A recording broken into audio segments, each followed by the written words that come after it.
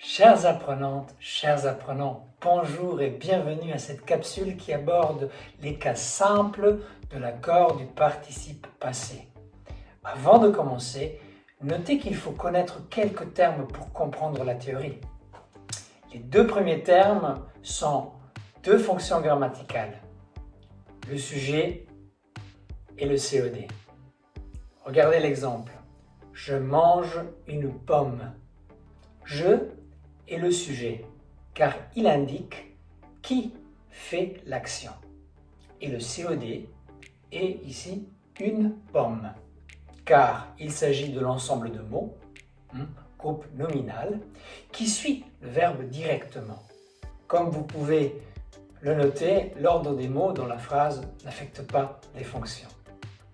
Ensuite, il y a les temps composés, comme le passé composé ou le plus que parfait.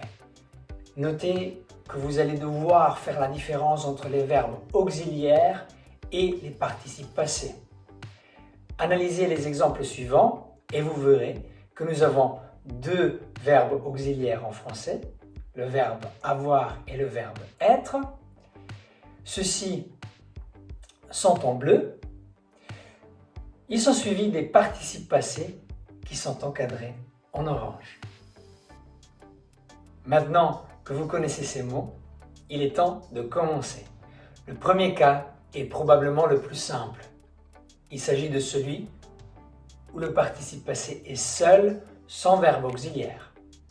Le participe passé est alors employé comme adjectif et s'accorde en genre, donc au féminin ou au masculin, et en nombre, donc au singulier ou au pluriel, avec le nom qui le qualifie. Analysez les quelques exemples. Un apprenant averti en vaut deux. Une apprenante avertie est efficace. Fatigué, ils vont au lit. Fatiguée, elles vont au lit.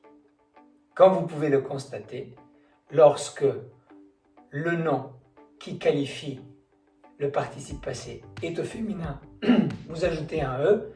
Lorsque le nom qui qualifie le participe passé est au pluriel, vous ajoutez un S. Et lorsque le nom qui qualifie le participe passé est au féminin et au pluriel, vous ajoutez un E et un S. Voilà donc les différentes marques qu'on ajoute au participe passé. C'est déjà tout pour le premier cas, mais allons-y. Il y a aussi un deuxième cas à considérer. Le deuxième cas est celui du participe passé employé avec le verbe être. Analysez les exemples suivants. Un rameau est tombé. Les feuilles de l'arbre sont tombées. La feuille de l'arbre est tombée. Les nids sont tombés de l'arbre. Les accords sont en rouge. Mais vous pouvez vous demander, comment doit-on procéder? Eh bien, c'est assez simple. Lorsque le verbe auxiliaire et le verbe être, déterminez d'abord le sujet. Voilà, nous les avons en jaune maintenant. Maintenant, vous pouvez le constater par le biais des flèches. Le participe passé s'accorde en genre et en nombre avec le sujet lorsque il y a le verbe auxiliaire être. Et j'ajoute un ES si le sujet est féminin et pluriel. Voilà donc pour cette deuxième règle. Vous vous en doutez, il y en a une troisième. On y va. Le troisième cas est probablement le plus compliqué. Il s'agit de celui lorsque le participe passé est employé avec le verbe avoir. Analysez ces trois exemples. Comme vous pouvez le voir, le participe passé n'est pas influencé par le sujet lorsque le verbe auxiliaire est le verbe avoir. Mais ce serait trop beau si c'était tout. Regardez, si je formule deux de ces exemples autrement, ce qui arrive. Mais pourquoi faut-il faire un accord? Vous vous demandez probablement. Et vous avez raison de vous poser cette question. Quelle est la règle Et pourquoi faut-il faire un accord ici? Afin d'y parvenir, soulignons les COD en vert et que constatons-nous?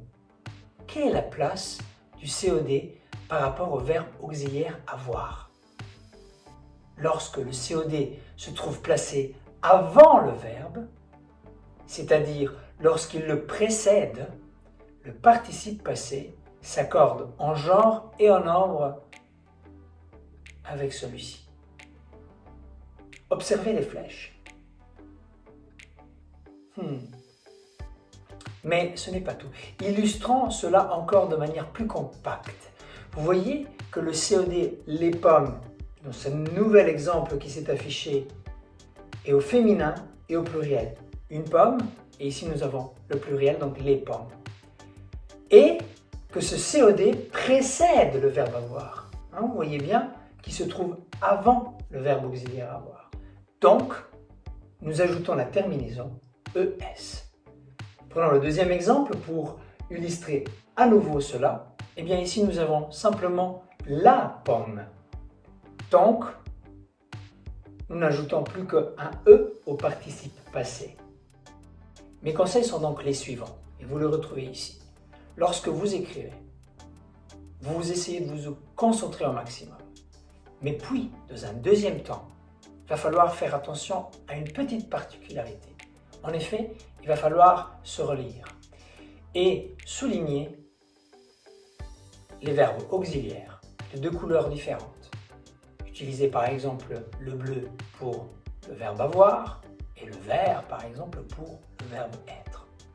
Lorsque vous avez le verbe être, vérifiez toujours si vous avez fait un accord avec le sujet.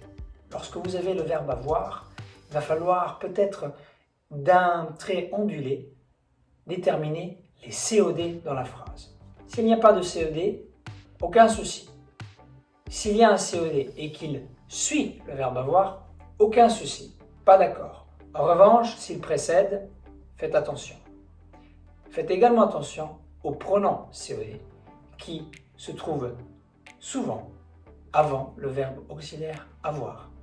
Voilà, c'est tout pour ma part. J'espère que cette petite capsule qui n'abordait que les cas simples de l'accord du participe passé vous a plu. Si vous avez des questions, n'hésitez pas à les poster ici. Sinon, je vous dis à bientôt.